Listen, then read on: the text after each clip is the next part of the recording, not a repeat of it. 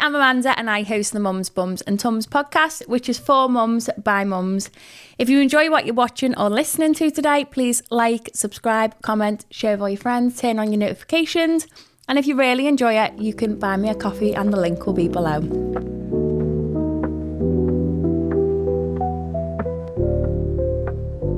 So today we've got with us Emily. So if you'd like to say hello to everybody. Hello. So I'm Emily. I am a midwife and I've been a midwife for 9 years. And then I'm a mum as well. I've got 2 little children who are 3 and 5. Amazing. And then I've got a little side hustle hobby doing hand embroidered baby and children's clothing as well. Which are gorgeous. Which is a bit of everything, really. I know, you're a mad woman. So talk to me about the kids. So the 3, Alfie's 5.5, he'll be 6 in November, and then Harry is 3.5, he'll be 4 in December, which he doesn't even seem like a 4-year-old because he's so tiny. Aww. But yeah, they're amazing. The boys, so they're insane. They are a completely different breed. I've never known. Boys are just mental.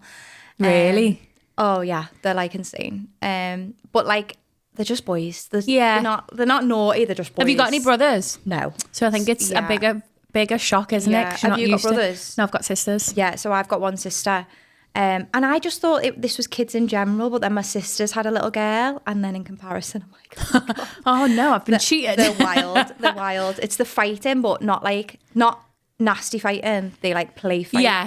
Yeah.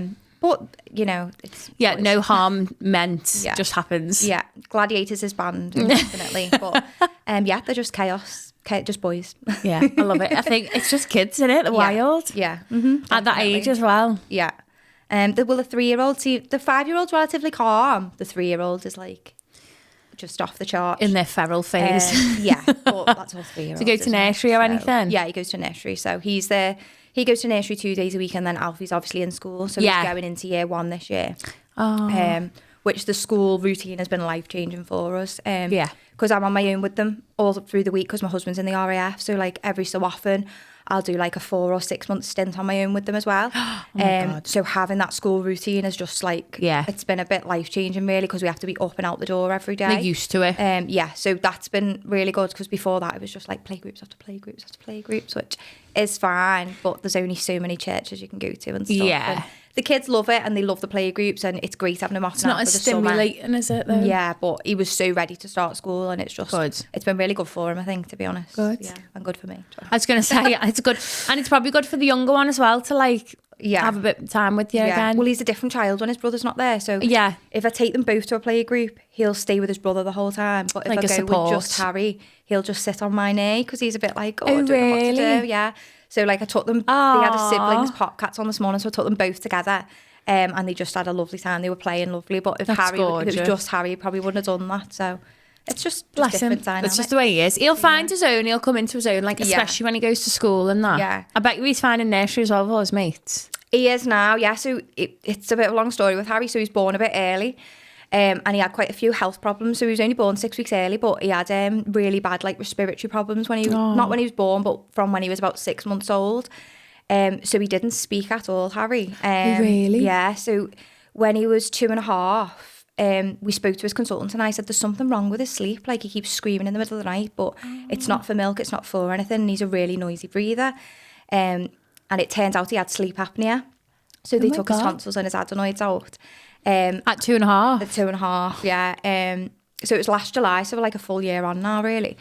And he couldn't speak a word. Like he'd make sounds, but he couldn't say any words. And he had the surgery, and the day after his surgery, his brother got a toy out, and he went, octopus. And we were all like, oh my God, he can speak. And then he just started speaking. Isn't that mad? Yeah. So he's only really been speaking for like a year. And he's obviously saying... But he knew. Yeah, he knew it. It was all in his head. He just couldn't speak. That must have been so annoying. So he's like a different kid from 12 months. I was going to say, has his behaviour changed a lot now? He can speak. He's less tantrumy, but could you understand he just him? argues everything you say. But that's kids, but now he can answer me back. Yeah. So yeah, he's like a completely different child. So like he's still quite babyish, I think, but partly because I've kept him that because he was so because he had so much going on and stuff. I breastfed him for longer. I did everything longer with him because he needed it. So now like he's starting school next year, and I'm like, got to apply for his school, but he's still a little baby. So Harry's been a bit different to Alfie, But in a nice way, it's been nice to have a baby a bit longer. But yeah, because your second probably usually doesn't seem like they're a baby as long because you're rushing through life. Yeah. Whereas with him, he's still dead dinky. Like, he had a pair of shorts on the other week. And I was like, oh, shorts look dead small. And when I looked, they were aged 6 to 9 months. I was like, he's only just outgrown them now. I was like, oh, get you some new shorts, mate. We'll get you How did it affect his eating? Did it? No, he was always a really good eater, to be honest. Both of my kids have been really lucky with like weaning and stuff. They're dead good eaters, they'll eat anything.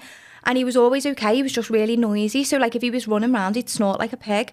But we were going like, oh, he's pretending to be Peppa Pig. Like, that's so cute. Really, like, he was struggling, but he couldn't breathe the whole time. He couldn't breathe. But like, because he'd had so many problems, he kept getting bronchiolitis all the time. But he didn't fight it like a normal baby. So he'd have like a runny nose in the morning, and by tea time, he'd be on HDU and Arrow, like really unwell, needing CPAP and stuff. He was really, really unwell.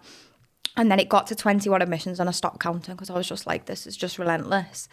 And then he got old enough to try like all different medications and inhalers and stuff. And then that was a bit of a turning point for him, to be honest. Yeah. And then, as I say, touch wood, since his tonsils and adenoids, he's not had a single admission. So I think he's probably just been a little bit prem and his lungs haven't been great. And then the needed tonsils and stuff have just aggravated it a bit. So that's crazy, that, isn't it? Yeah. It's crazy that like that's not picked up on as well, because you wouldn't know what to look out for. Well, I just thought, oh, he's a breastfed baby, like he wants to feed all night, because he used to he slept on the boob and just would feed all night. But I was just like, whatever, like as long as he's asleep. As long as I get sleep. I just used to let him, and then he would scream and turn over, and I was like, he's not screaming for a feed, he's screaming with something else. And then that was when it was all. So was he in pain? No, I think he was stopping breathing and then waking him up screaming. But that's petrifying, isn't it? Yeah, like I didn't even like I'm a midwife, and I didn't think like, I wonder if he's got sleep apnea, because I know, but you don't. He'd been in hospital loads of times and stuff. You think and it'd be picked up? It would have been picked up, and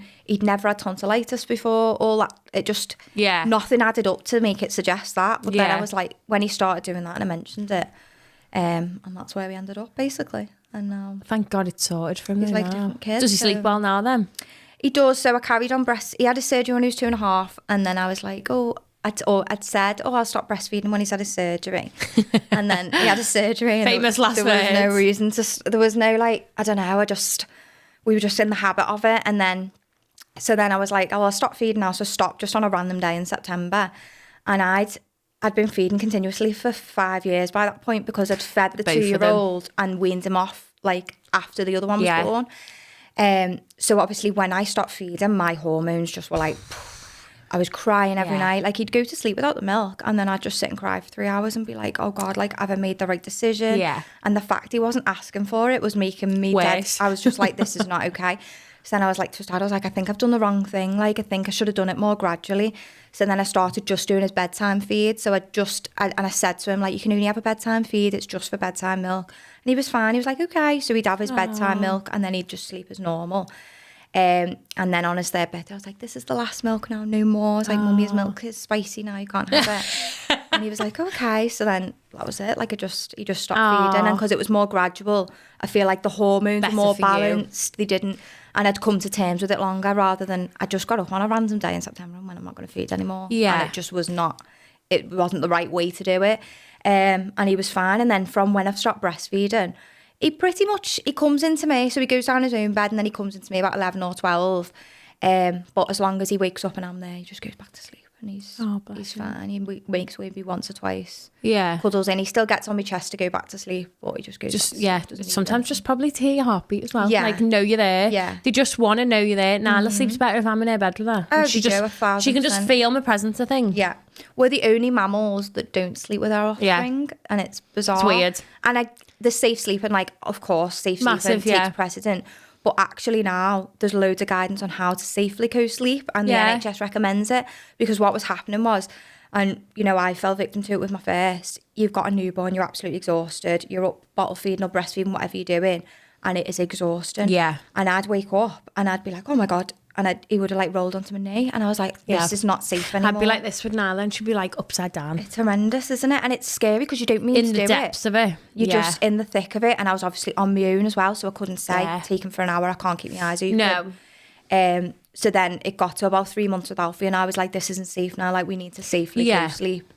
And I think if you do it safely, you know, and you follow all the guidance, it's different than just lashing them in the bed with a pillow and a duvet, isn't it? Like, you've just, you know, is it more dangerous to not safely co-sleep and do it by accident? Yeah, but doesn't it reduce SIDS as well if you do it safely, obviously? If you do it safely, and because they can breastfeeding in itself reduces SIDS, but my kids just slept on the boob, so that's probably what probably kept their airways. Just wearing off me. I used to like literally lay down and just let her be next to me and just feed her that way, because I found if I sat up with her to feed and I dozed off, that was more dangerous than if I just lay on my side and let her just do what she needed. It is, and they just, once they get big enough, they get themselves on and off. Like, I didn't sleep with mine as newborns because they're so tiny, and it's petrifying. Mine were really tiny babies. Alfie was only 6'6" and Harry was 4'12", so they were like, they were tiny. So I couldn't have done it then. But once they got to like, Alfie was probably about 3 months. Harry was quite a lot older, because all the guidances don't sleep with a premature baby. So I was really twitched about Harry, but to be honest, he slept quite well when he was first born, because I think he was still like, before he was inside, so he wasn't. Didn't used to cry or nothing. He'd just wait for a feed and go back down. But I mean, as long as you're safe with it. Yeah, exactly. You know, you've like, what's the alternative? You wake up in the middle of the night and they're under the duvet because you fell asleep accidentally. Yeah, and it is, you don't realise how quickly it happens because you are so tired. You've never felt anything like it. That was probably the worst part for me after I had Nala, was the tiredness. Yeah. And nothing prepares you for that first one, because you don't know what's well, everyone's saying now, like, the pregnancy tired that you feel with your second isn't as bad as that newborn tired. And I'm like, please don't be, because it's not that bad. And I think your second baby slots in, because you haven't got time to Alfie, I used to have to put a certain soundtrack on. I had a nightlight. I had to rock him in a certain way. If you sat down too soon, he'd wake up. I had to put it down like this. 100%. You had to hold the bum for a certain number of seconds before you could let go. The second one, it was just like, you've got to cope with it, mate. Didn't even turn the light on, and because it was dark, they don't wake up. They just like dream feed a bit. Because with your first as well, you're going from 0 to 1, and I've heard that's harder because your whole life changes. Whereas it's already changed, you're just kind of adding a bit of extra. 100%. A decent sling, that's all you need with your second, I think, because he just lived in the sling. Mainly got a choice. I was scared to put him down in case his brother did something to him. But he just used to live in the sling. I had a wrap sling and he was in it all the time. And you can actually get stuff done. Yeah, 100%. And your eldest is a bit older. How old is she? Yeah, she's just turned 4. Yeah, so is she starting school in September? So she literally is due to start a week after him, which is ideal. I was like, I didn't want an August baby, which I'm hoping it'll be September. I wanted an April baby, but actually it's worked out really well. Yeah. Did you go early or late with your first baby? Okay. So I was 4 days late. My waters went 3 days after her due date. Yeah. But it was at like 6:30 at night, so she didn't come till 2 a.m. Yeah. So I'm hoping if he's 4 days late, it'll be perfect. 1st of September. What date does she start school though? You're going to make the school the 8th. Run? Oh, okay. So you've got a bit of... But she doesn't start fully. She's like... She's on the Monday, Wednesday, Friday. Yeah. So there's 2 days off in between. Yeah. But it's really annoying. My partner will be off. Into school. Yeah, I know. I was just like... just take her. I was doing like 3 school runs a day, and it was like, he was ready to start. So it was a bit like, but once they're in... Yeah, well, she's still in nursery for 2 mornings at the minute, because we did the stretch. We split her hours between preschool and nursery. Yeah. So she did 15 in one and 15 in nursery. But they're stretched, so she actually only does 2 half days, but she's got that until the day after I'm due. Oh, okay. So I was like, because my mum's going to have it, so even if he's not here, she can still go into nursery, and then whoever needs to pick her up. They just need routine. She needs. So if she's got that routine while you're in hospital or whatever, no, she'll probably be buzzing because she's going for a sleepover at Nanny's. Yeah, and will she come and see you in the hospital? Or yes, I'm going to bring her to the hospital because. I feel like she's getting a bit anxious at the minute because she knows there's a lot of big change coming with school and the baby. Yeah. So I was like, let's bring her to the hospital and then she can help us bring him home. And it's like more special. Yeah. Because I feel like if she comes home and he's there, she'll be like, why are you in my house? Yeah. So that was quite hard when we had Harry because it was still COVID restrictions at that time. So I couldn't have any visitors. No. And I literally went to bed. When I had Harry, I went to bed feeding Alfie, and then I woke up and my waters had gone in the middle of the night, so I just got up and left and thought, I'll be home in a day or two. Completely like didn't even twig I was going to give birth at that point. I just thought they'll monitor me I'll go home. And then I was gone then for 10 days. So 10 days? Yeah. And you couldn't obviously go out and see him?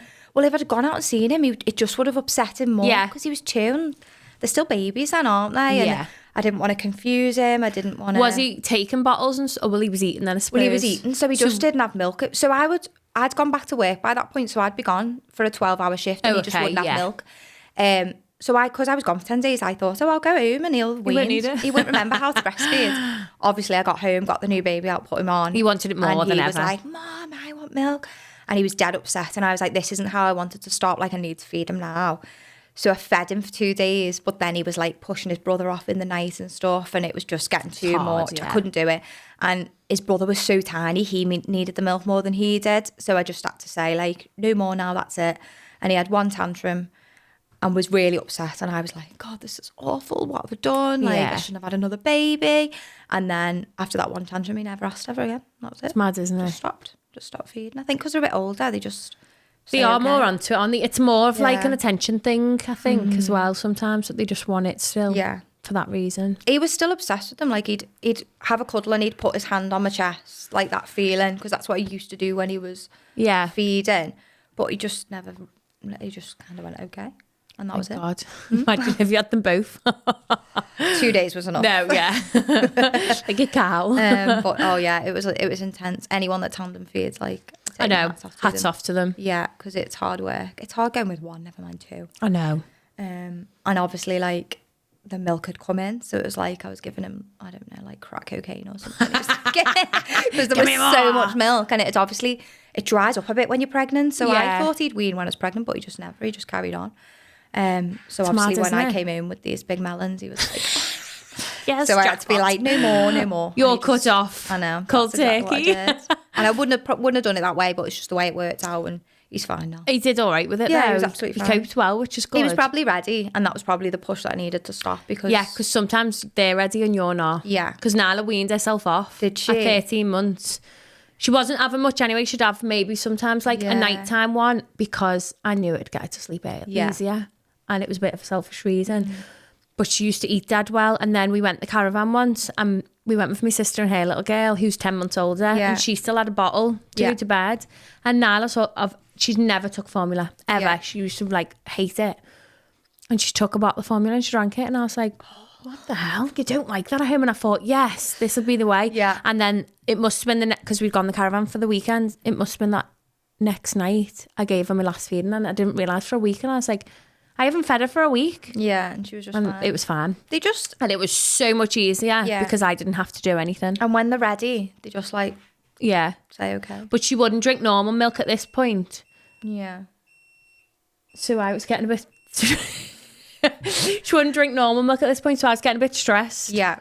About like getting everything she needed in. Yeah. But she absolutely loves it now. Yeah. So. Oh, that's what Alfie did actually when I weaned him. He started saying, can I have a bottle of milk? So I'd give him a bottle of cow's milk. But then he went, because he'd been so used to breastfeeding through the night, he would drain like 5 bottles in the night, and then he'd like... And 4 pints a day. He'd wee through his nappy, it'd be all over the beds. But it only really lasted about 2 weeks, I think, and then he just started sleeping through it. It was fine. Yeah, it is mad, isn't it? He used to like smash through the milk like all... But I'd just give it him to be like, give him on a drip. Go back to sleep, not bothered. Yeah, you need it. So we went through like a weird transition phase of just like changing the sheets like multiple times through the night, because you just... Whatever you got to do. Because they hold it in by that age, don't they? So when they go, it's like... Everywhere. Yeah. But that didn't last very long, and then that was the end of that chapter. Mad. It is crazy. Like when you look back now, because at that time you're like in the thick of it, and when you look back you think, actually it wasn't that bad. No. And it goes that quick, but like in the middle of it you think, I'm gonna die, I'm not tired. But no.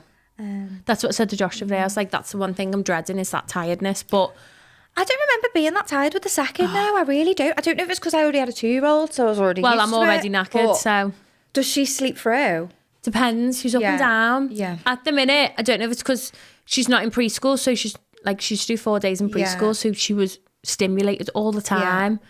So I don't know if it's just because we're doing a lot less as well, because I'm pregnant, that she's not as tired of a night. You go through phases as well, don't you? Yeah. Like...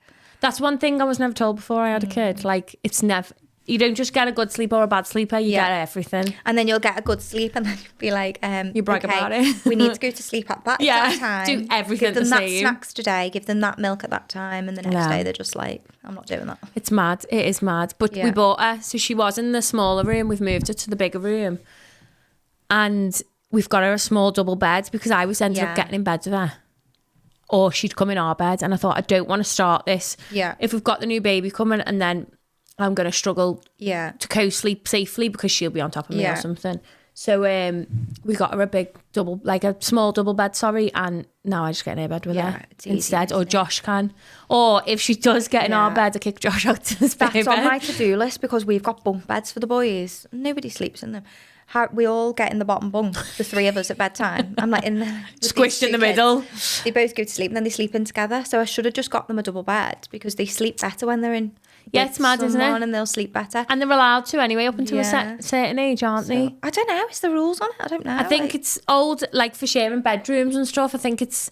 I probably need to Google that, to be honest. If they're the same sex, they can be in a room together longer. Can they? Yeah, that's like I probably need to do proper research on this before I buy a double bed. But I think it's a while though. I don't know. Well, they're 5 and 3 at the moment. But if they wake up and they're in bed together, they'll go back to sleep. Whereas if they're on their own in their bunks, they don't.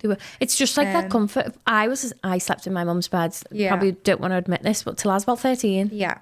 Like, so I think all of us used to get in at one point. Yeah.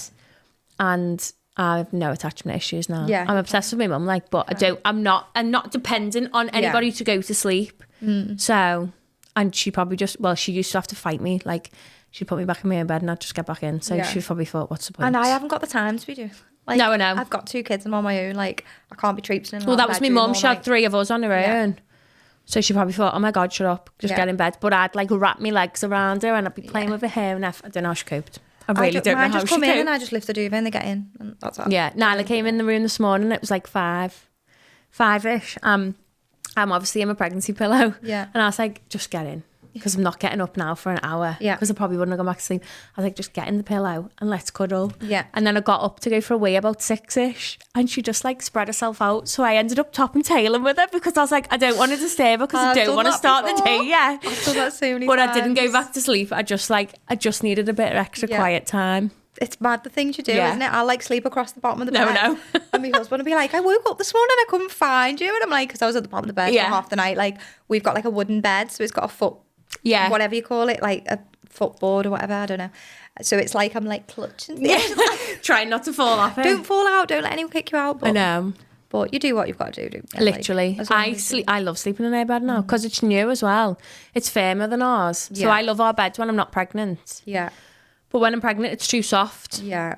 So I get in her bed with her and I have a better sleep. Yeah. And then Josh last night, actually, she woke up when we went up to bed. And he got in bed with her, and then he woke up at like 3 a.m, he said.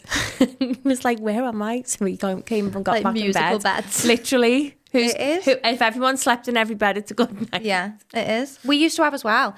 When they were really little, I had a next to me, like a snuzz pod thing. I had a snuzz pod on one side of the bed, then we had our Super King, and then we had a full-size cot on the other.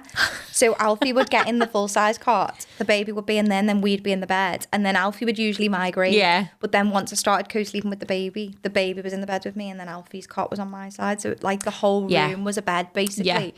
Yeah. But it's just it's that season, isn't it? Works. And it's just got to be anything to get you through. And all the cots are gone now. They're all in the loft. It's like mother care up there, but... Yeah. Mine's just full of girls' clothes that I can no longer use, so I need to get rid of them all. Will you get rid of them or will you keep them? Because I'm going to keep some bits. I've started getting rid of some now because we've got no space. And we want to buy in the next couple of years. Yeah. So when we buy, it's going to be horrendous. Josh doesn't know what's in that loft. Well, we've got this issue because we're going to get the loft done in the next 2 years. Where'd you put it? And we're going to have to get a skip because there's too much to put on Vinted. It would take me years to get through it all.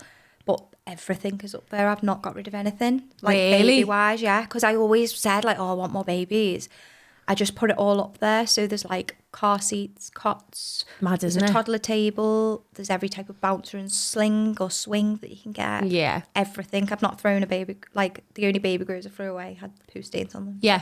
I'm going to have to get up there and purge it because I dread to think. See, I just pass it all to my sister and she puts it on Vinted. I'm like, if you put it on Vinted, you can keep the money. I don't want it because I'll just give it away otherwise. Yeah. See, I started Vinted, but when the boys were a bit older, but all the baby stuff I've kept, and there's loads of it up there, dread to think. I know, and I was going through hers though, and I didn't want to get rid of loads, but I thought, what am I keeping it for? Because it probably won't keep well for when she has kids either. And I said this to my husband, we were talking about clearing it out, and I was like, we just need to get rid of it because we can buy a packet of onesies, Yeah. Do you know what I mean? I've kept every white onesie. Like, I don't know what, yeah. Like, and I know it's resourceful to do, and like it's better for the environment and everything. But pass them on to the fact people. is, it's in the loft. It's probably yellow by now. Well, I got some bits out, and there's some really cute stuff, and it's gone like bits of yellow. Yeah, and I was like, it goes a funny colour, doesn't it? If you store it for too long. So yeah, because it's been like 4 years, the stuff. So.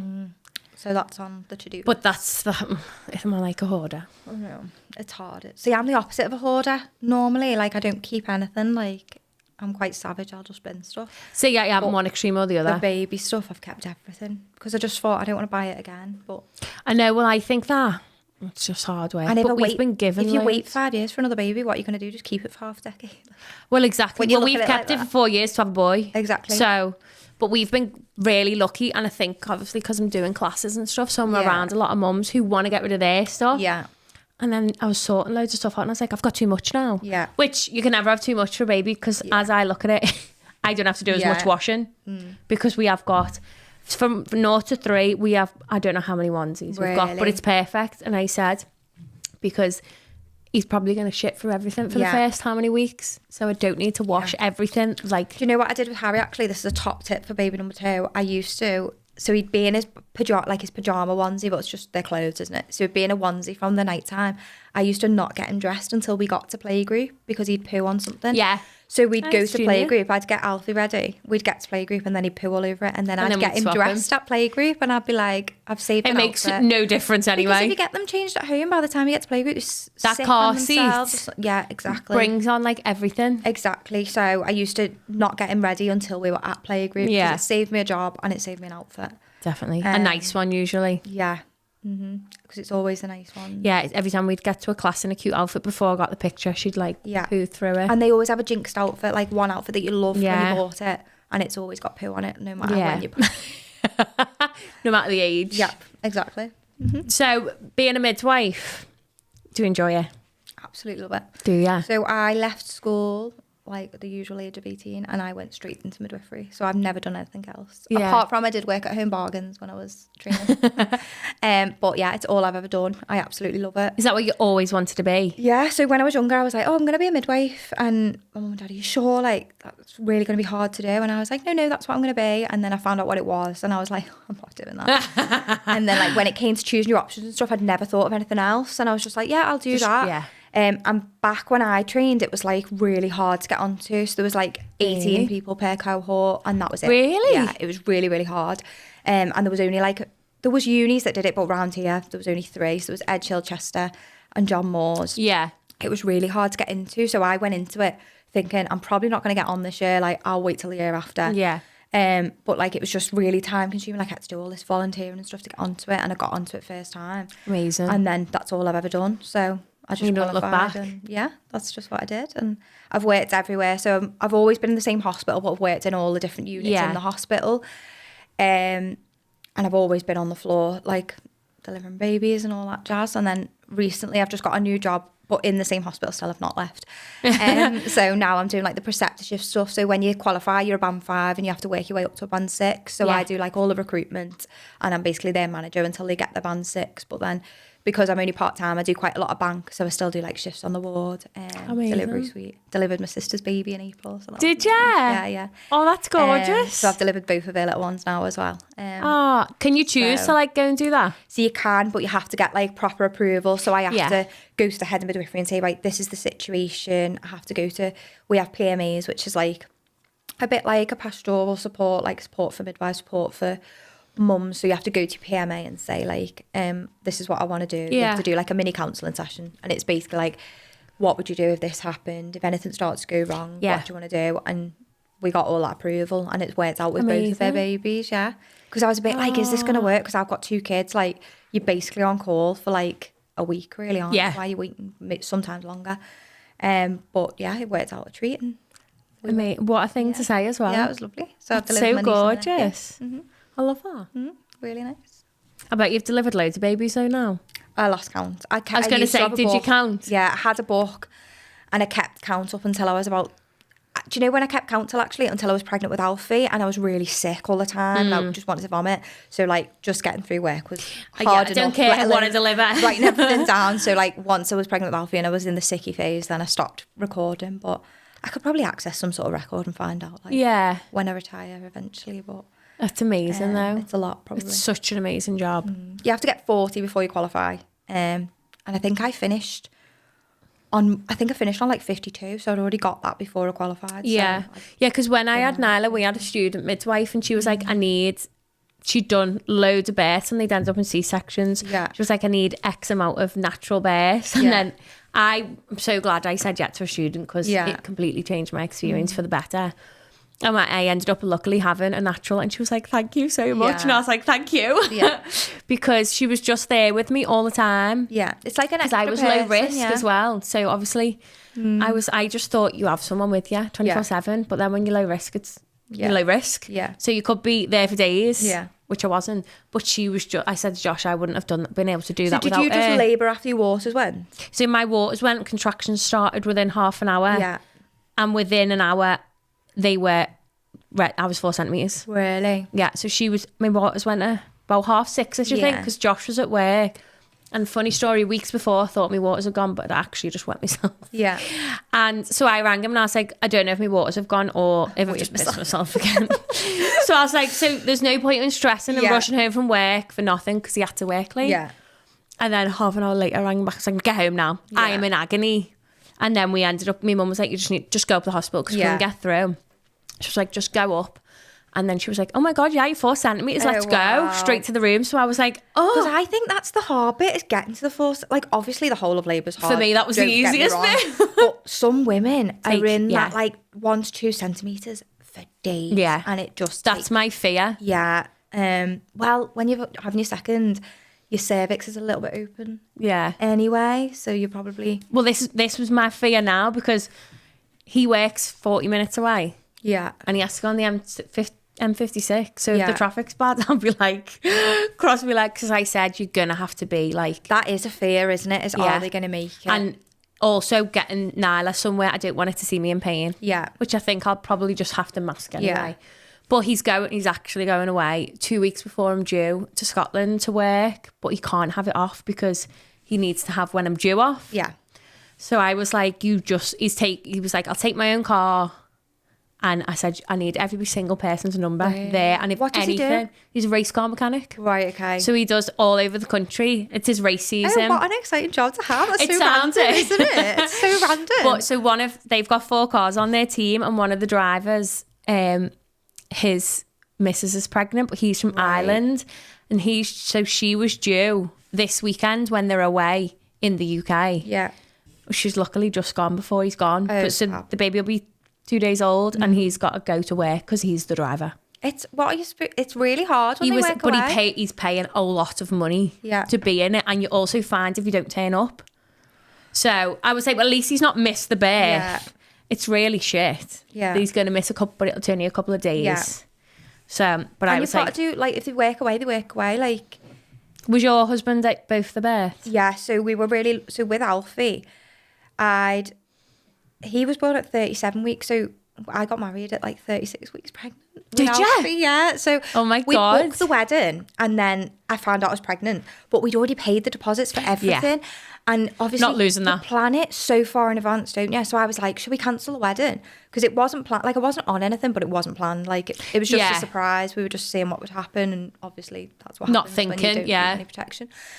So found out I was pregnant, and I was like, should we cancel the wedding? He was like, no, because if we cancel it, we're not going to do it. So I was like, okay, let's just do it.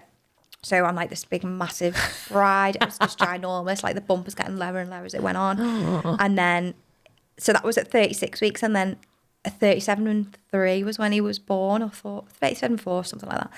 And I basically, I'd felt uncomfortable all week, but just a bit gassy, like, fart, like, don't really know what's going on here. There's a lot of things happening. And then I'd been out for tea. And I was like, I don't feel well. Like, I don't want to eat my tea. Like, I just don't feel right. Yeah. Went home, was bouncing on my ball. John got home. We had sex because I'd been booked to get induced on the Sunday because I'd bled a little bit.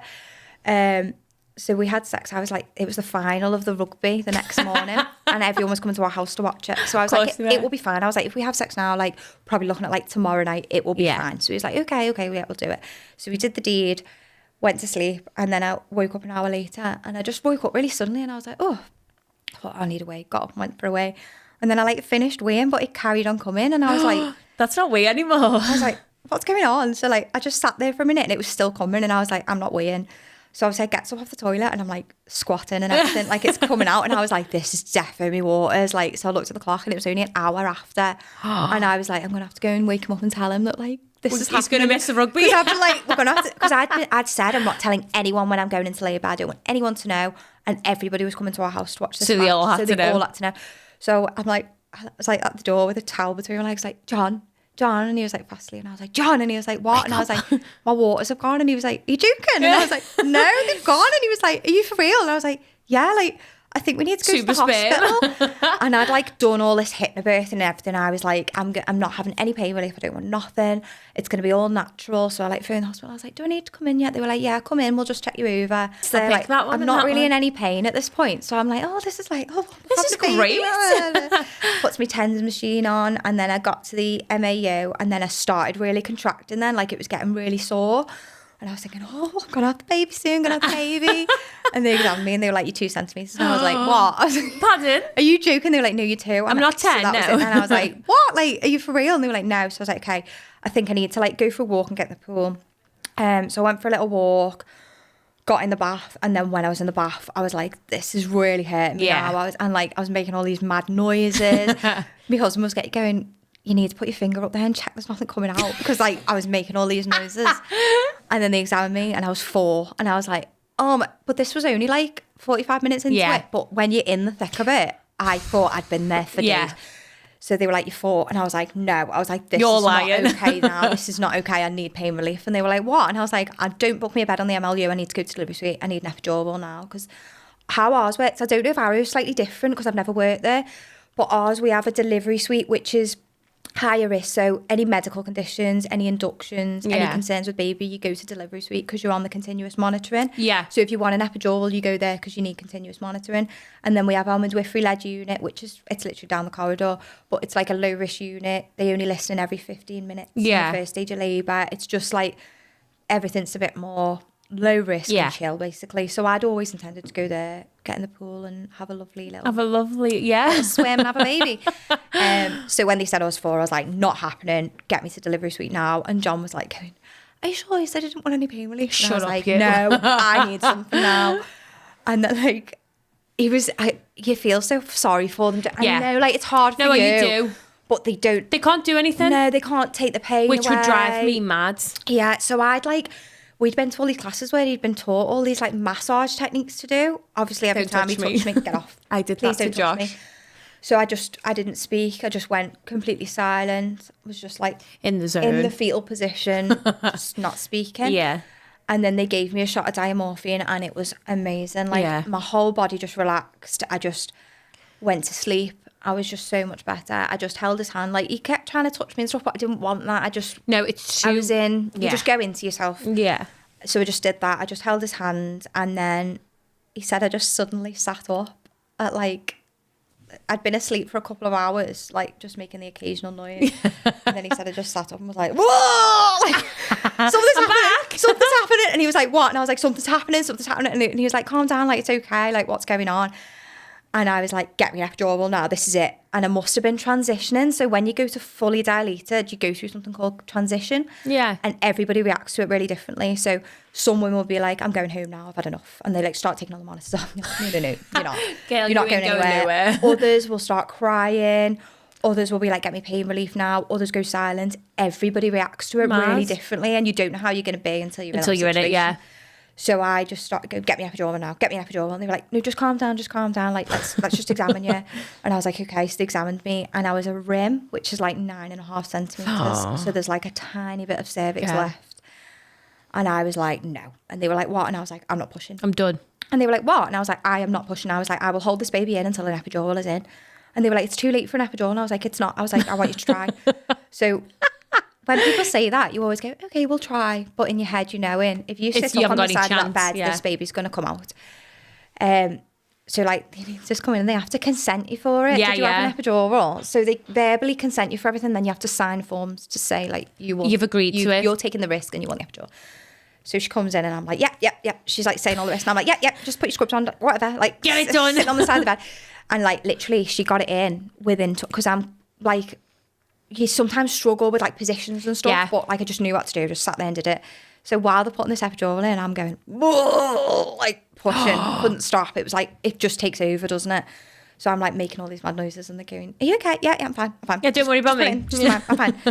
So then that was that. I got it in, lay down, and the relief was instantaneous. Mad, isn't it? It just took the pain away. And then I went to sleep again for another hour, that glorious hour. And then like the day shift midwife would come on, I'd picked who I wanted. So Helen come in and I was like, oh, will you deliver my baby? She was like, yeah. So like it was dead chill. I'd had this epidural. I was like, I'm going to have a little sleep now, go and get a cup of tea and come and sit with us. So she went and got a cup of tea and sat down. And then I like was asleep. That's like cute. Same thing again. I just woke up all of a sudden and was like, something's happening. And John was like, what? And I was like, I'm pushing. And they were like, no, you can wait a bit longer, like, because we have like time limits where like they don't want you to be fully dilated for too long because it can tie the baby out and things like that. And obviously because I'd got the epidural, I'd made it a bit more high risk than it initially was. Yeah. But so they were like, no, you don't need to push it. So I was like, no, I've had enough now, I'm pushing. And they were like, what? And I was like, I'm not waiting any longer. You'd hated yourself as a midwife. Oh, midwives, worst patients. So I'm like, no, I'm pushing. And she was like, what? And she'd like just come in with a cup of tea. And I was like, sorry, I'm pushing. Like, I'm not waiting any longer. First. So they were like, oh, right, okay. So I was like, I'm going to push. So I just started pushing. And I pushed and I pushed and I pushed and I pushed. And it took forever. Really? Yeah. It took, I think I was honestly, it's hard to say because I'd obviously had a lot of drugs by this point. I think I was pushing for about 2 hours. Oh my God. And then I don't know how much detail to go into. His head was just on the perineum for ages. Really? He was just sat there and wouldn't come out. And then like I could hear people by the door. So like I knew that his heart rate wasn't great. Yeah. Then you start to panic. And somebody said to me, just look at the, I wasn't pushing. So before he was crowning for ages, I was pushing for ages, but I probably wasn't pushing that well because I had And somebody said to me, just look at that screen. And I looked at the screen and his heart rate was like dipping all over the place because I'd been pushing for so long. So then all of a sudden I just did this massive push and then he was on the perineum for ages then, but he was just sat there for ages and ages and ages. And I could hear them like, they obviously didn't want to scare me. Because as well, the info. Yeah, but I could hear them like going, oh, like, and I said, just cut me. And they were like, what? And I was like, just doing a episiotomy and that'll get him out. Because I could feel he just wasn't getting past that last point and he was just sat there. And I'd put my hand down there to feel, because I always say to people, do you want to have a feel? So I'd obviously done that. And I put my hand down there. I was like, oh. Ew, why would you do that? It's not very nice when you feel like on yourself. Like it's just a bit of an out-of-body experience. So I was like, just cut me, just do it. And they were like, you sure? And I was like, yeah, it's what needs to happen. And they did one cut. And I couldn't really feel much because of the epidural. I could feel the pressure, but it definitely would have been more painful without the epidural. Yeah. And I remember saying like, Helen, that really hurt. But obviously it mustn't hurt that much because I didn't scream, I just said that. And then he came out and my husband delivered him. My husband had a little pinny and gloves on and he just caught him and pulled him out. So from when my waters went to him being born, my waters went at midnight and it was 11 in the morning. He was born, which sounds like a long time, but I was in active labour for a little while. Yeah. So it was probably... It does feel like forever though. When I looked at my notes, it was like 6 hours, which is pretty good for your first baby. But like, I remember being in that bath and someone said, what do you need? And I just thought, I need to drown.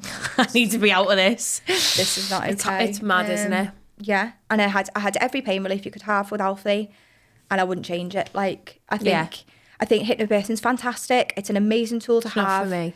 It teaches you a lot of coping mechanisms, but you don't know what you can feel until you're in I did like a little tiny course of it when we were pregnant with Nyla, and then when I was in it, I forgot all of it. Yeah. Josh had forgot all of it. I was just like, they were like, what pain relief do you want? And they gave him, I was like, give me diamorphine now.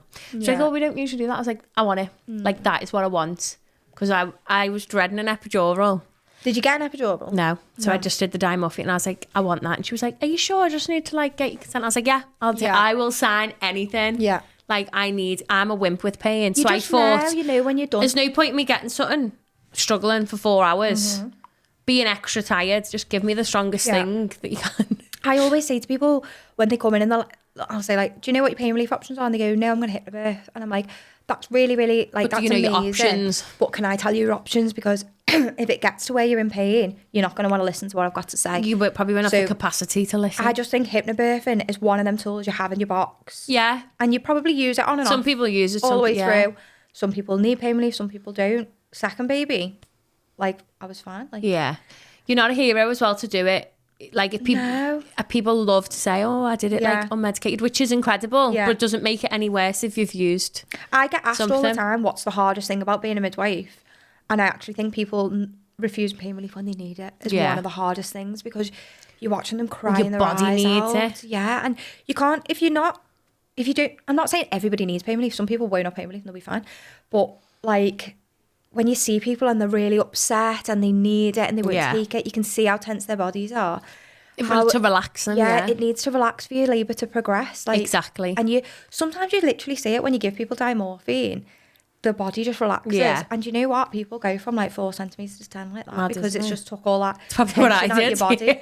And it does. And the amount of people that go for a little nap and wake up after diamorphine. See, I didn't have a nap. I didn't have time. Yeah. My sister was in labour for days and she had pethidine first. She just slept on and off. Yeah. We don't really use pethidine. Don't you? No. See, that's the first option in our Oh, really? Well, that was 4 years ago. I couldn't tell you now. But I was like, no, get me straight to the diamorphine. I think we only use pethidine if they've got an allergy. Yeah. We just have diamorphine, but obviously everywhere's different. Exactly, yeah. So I know, and obviously now I'm going straight in for that again. But I got diamorphine with Harry, but it was too late. So with Harry, my waters are gone.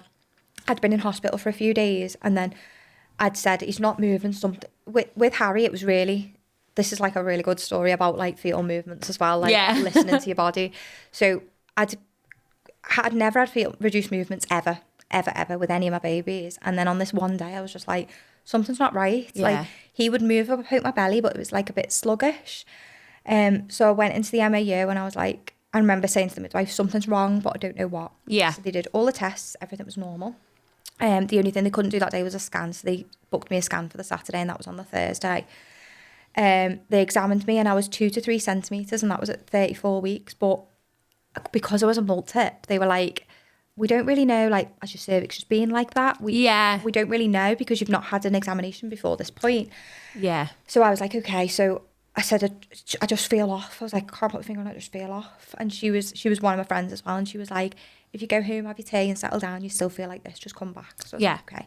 So on the way home, I got takeaway, got home, couldn't eat it, felt dead sick. I was like, I just need to go to bed. Yeah. I'm so tired, I just want to go to bed. So I went to bed, started breastfeeding Alfie. Woke up an hour later, waters are gone. So in I go. And then when I got there was no water. And I was like, no, they've defo gone. I promise, yeah. They've defo gone. And they were like, are you sure you haven't weed yourself? And I was like to the midwife, no, I know like, the difference. If I've weed myself, you can't tell anyone about this. Because I thought, can you imagine? Like, she come in the other day thinking her water's gone. She's midwife, yeah. So she was like, I can't see any water. So I was like, oh. So as she took the speculum out, it just went, poof, and I was like, see, I told you that's not me. I wasn't lying. So then they admitted me in for a couple of days. I was having scans, I was having monitoring, like all that jazz, and basically wasn't moving on scan. He wasn't growing right. They were monitoring me and his heart rate was having little dips. There was just loads of things saying he was ready to come out, basically. Yeah. So we decided to induce me. So I went over at midnight with Harry to start getting induced. They started the drip. What time was he born? I think he was born at they started the drip at 1:30, and then 7 minutes after, my husband had gone to get a Lucozade, and he come back after 7 minutes, and I was like, press the buzzer. He was like, what? And I was like, I need to push. And he was like, you joking? And I was like, no, get a midwife now. And he was like, are you joking? And I was like, I'm not joking, get a midwife. Does this look like a face that's joking? So the midwife come in, and they were like, it's okay. And I was going, no, I can't sit down, it's going to come out. So they were like, are you sure? And I was like, yeah, there's something coming out of me, like, let's go. Come out. So they examined me, and then she was like, I'm not telling you how many centimetres you are because you're going to want an epidural, because she knew I'd had one last time. And I was like, what? And she was like, I'm not telling you. So I thought, I'm going to be a centimetre here, like, what the hell's going on? So she was like, do you want some diamorphine? So I was like, yeah. Gave me a shot of diamorphine. Literally 10 minutes after that, I went, I need to push. And she was like, what? I was like, it's my bum. And she went, what? And I had hold of the midwife. I had hold of her, like, by the collar. Like, John was next to me, like, doing... All I need him to do is hold my hand. I don't need anything else. Just shut up and hold my hand, just hold my hand. And I, like, whispered into her ear, it's in my bum. And she went, okay, go for it. And I just did one big push, and he just flew out in one push. And it was, like, the quickest, easiest labour on the planet. Picked him up. He was still attached by the cord. Put him on the boob. He started feeding.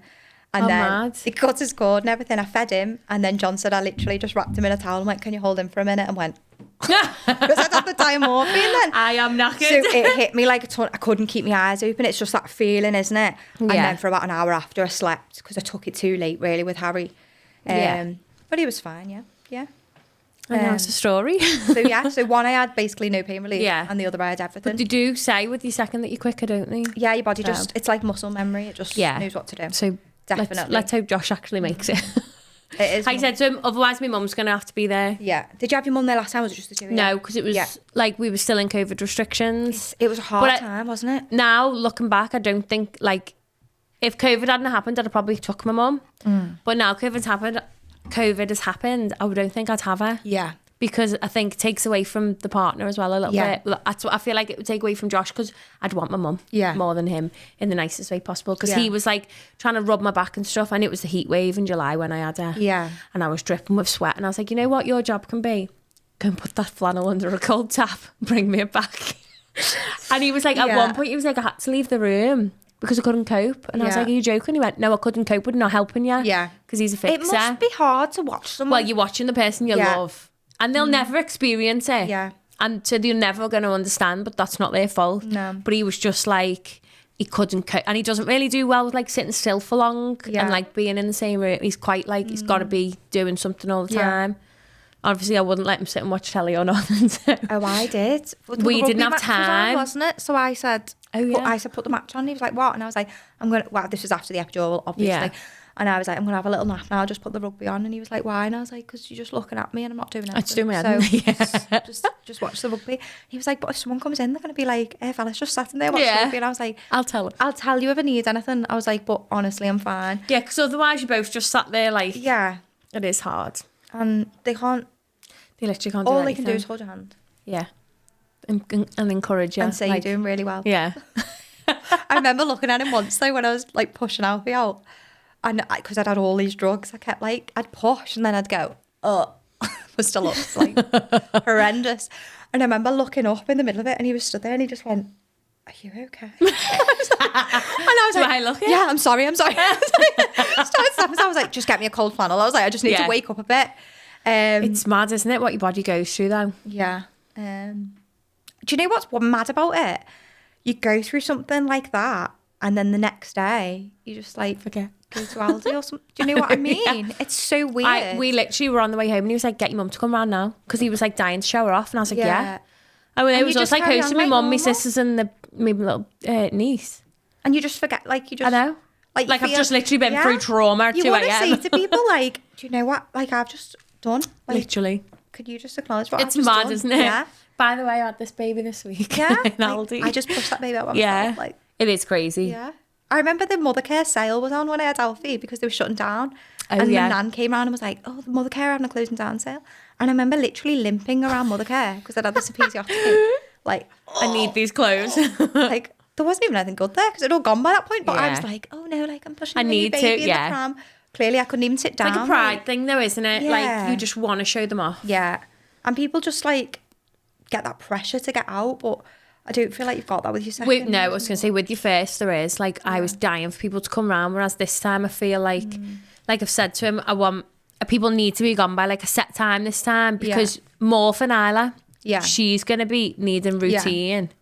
And if there's people there, she's going to be overexcited, she'll be getting extra attention. Yeah. I was like, so we just need to like, I say that now.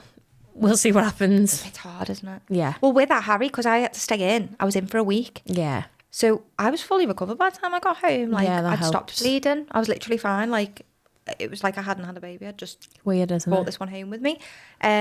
So that was nice in a way because, you know, you just carry on. You are fully recovered, ready for. I mean, it was traumatic being away from Alfie, obviously, and I cried every day.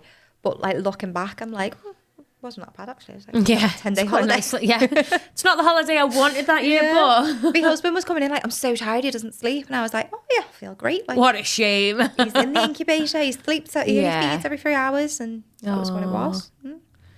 Bless, that's really cute. So what made you start doing? Because you do your knitwear, personalised knitwear, don't you? Basically, my friend Anna had a lovely little girl called Betty, and I was going to buy her something, and I went on Etsy and it was like 40 quid for it. And I was like, what? It's mad, isn't it? That's ridiculous. So I thought, I can probably just make that myself. So I made one, and then I was like, oh, actually, it's quite nice to make these. So then I made another one for another friend, and then I just started making them for free for people, basically. And then I got to then realised where I was like, oh, this is actually costing me money now. Like, I need to start charging people for them. So I just make them as cheap as I can. Like, do you make them jumpers or do you order them? So I buy the jumpers online and then I hand embroider them with whatever they want. Yeah. So like I have my like generic designs and then I have like extra bits that if they want to add, like, so I did one this week for a flower girl for a wedding. So like she sent me a picture of the dress and then I embroidered all the flowers on. So I do a bit of everything with that, really. I love that. I definitely have to order some. I've booked an artisan market with it, so I'm going to go do that. Ooh, where's that? Well, it's in Runcorn. There is one in Hoylake, but I couldn't do the date that it was. It's always the way, isn't it? I've booked Runcorn and I thought it's an anonymous one, so no one there will really know me. It's a good first one. So I'm going to take my mum with me for moral support. I've bought a little card machine, so I feel very official. And I've just made loads of examples and I'm just going to take them and then take orders on the day. Yeah. And if it flops, it flops. No one there will know me, so we'll see. No, it won't. Put it out to the universe. Well, up until this point, all my orders have been from Instagram and Facebook. Amazing. It's the power of social media is so good 100%. Sometimes. And do you know what? Most of the orders have been people that I know. But the other week I did go to a play group and there was a little girl playing in a cardigan and I didn't know her. And I was like, oh my God, I made that cardigan. And that was like the first time I'd seen it like on a stranger. So that was nice. How long have you been doing it? I only started it in November. Oh wow! Yeah, and then because it takes a while to grow as well, and you've got to be constant, like posting and stuff. So I don't know how you do the social media. I struggle. It's like a full time. No, it's like a full time job. That's one thing I've struggled with. Yeah, especially pregnant. It's because constant. You just and it's all the different types of social media. Like back in my day. It was one. It was MySpace. Instagram's my like main one where I get most of my like things through. I did make a TikTok, but I just don't have the energy for it. Yeah. But my Instagram automatically posts to my Facebook. Yeah. But Facebook you don't get much on. Yeah. Like it's my mum. My mum will share me reels. Yeah. My mum likes everything. Number same. 1 fan. My mum, my dad.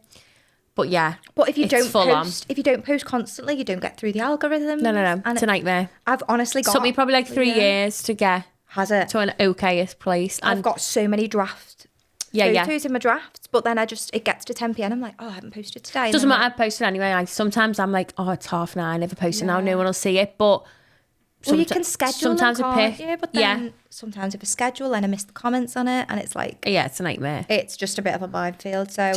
Just post. I'm getting my way there, working your way. I'm not the best at it. Well, I used to like post at set times, and then I found sometimes the ones that I post that I've thrown together last minute. Yeah.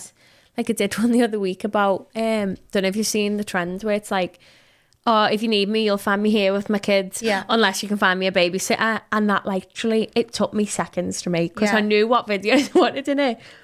And it got like so many views, and I thought the ones I actually spent ages on, isn't it? Yeah, I'll post one and it'll have all these hashtags on, and then I'll post another one with the same hashtags. Yeah, and the different, especially on TikTok, like I'll get like 3 views on one, and then like 1,000 on the other, and I'm like, I don't know. So, well, I posted on my personal page. It was my best friend's baby shower. Was it last month? And it looked like it was my baby shower because I was pregnant. She was having a boy. I was in blue. I thought that was your baby shower. No. Yeah, I saw that. So I had mine a few weeks later, but I had that. That got over 100,000 views. Did it? On my personal page. There's no hashtags because it's not for people to look at. And I was like... Is it public? Yeah. Oh, but I was like, well, why can't I get that on my business page? I don't know. I've Googled the algorithms. I've Googled what... It doesn't make sense. What's the difference between a post and a reel? That's the level I'm at now. I'm a real person now because I feel like that gets me more. Someone told me you have to make them more than a minute long for them to go sitting. But then I find myself filming random stuff. No. This isn't... you know what you could do though? You filming, you making one. Yeah. Would be really interesting. I've done that a couple of times and that's gone. But then... It just depends. Sometimes I'll forget and I'll be like, I filmed it up until this point and then I forgot to film it coming out the washing machine. So then I'm like... ruined it. Yeah, you ruin it for yourself, but I don't know. We learn. We'll see. Well, once you get used to it though, it like they seem to just change everything, so then you have to relearn it. So just wing it. That's what I do and hope for the best. But yeah, the suturing from work is paying off with the embroidery. I feel like it's a transferable skill. After sewing vaginas for so many years, I can now sew jumpers. So now I sew jumpers. Well, yeah. And it's quite nice to have something to do when the kids go to bed as well, because I'm on my own. Normally I'd like decorate the living room and like just do stupid things like that in the middle of the night. So now I'm like, I could just sit and do that for a few hours with friends on or whatever. And they are cute. So yeah, it's going quite well. Good. really good. Well, I will be purchasing.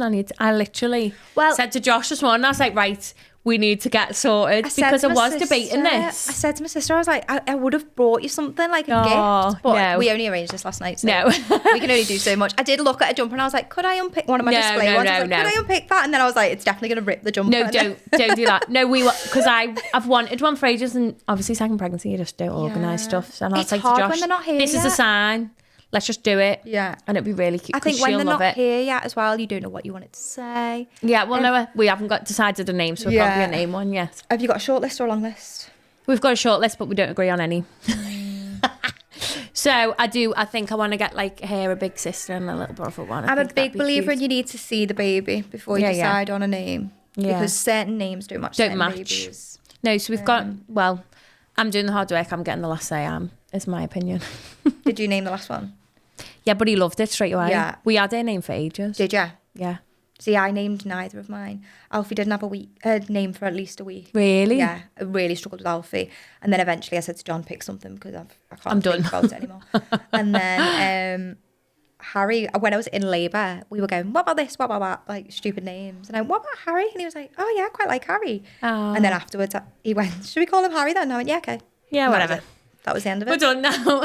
And they just suit their names, don't they? So yeah, they do. Do you think you'll be 2 and done, or do you think you'll Yeah, I'm 2 and done. Oh, yeah. Yeah.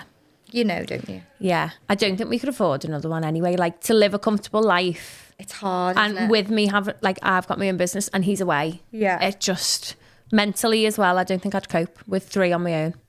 It's a lot. And I don't think anyone tells you about the mental change. No, afterwards. We'd need a bigger house, a bigger car. Yeah. Because car seats, not like my mum did it with 3 of us alone, but you didn't need a car seat pass. You had a bumper. Don't you think everyone just did stuff back then though? Like, yeah. But we all make a song and dance about it. And yeah, we're like, oh my God. Like, but it was a lot cheaper then. I'd need a new house, I'd need this. But my mum had the 3 of us on her own, paid off a mortgage of a detached house, had us all in dancing, we still went on holidays.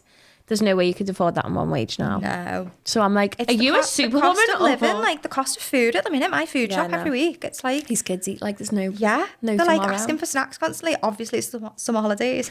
Yeah, go back to school. Yeah, can have another bag of crisp meal. I can cut you up some melon. Like. Yeah. Rations. But yeah, it is what it is, isn't it? It is. I don't know. But anyway, thank you so much for coming on. I hope you've enjoyed. Thank you for having me. It's been lovely. You are always welcome. Thank you. Very much. Thanks.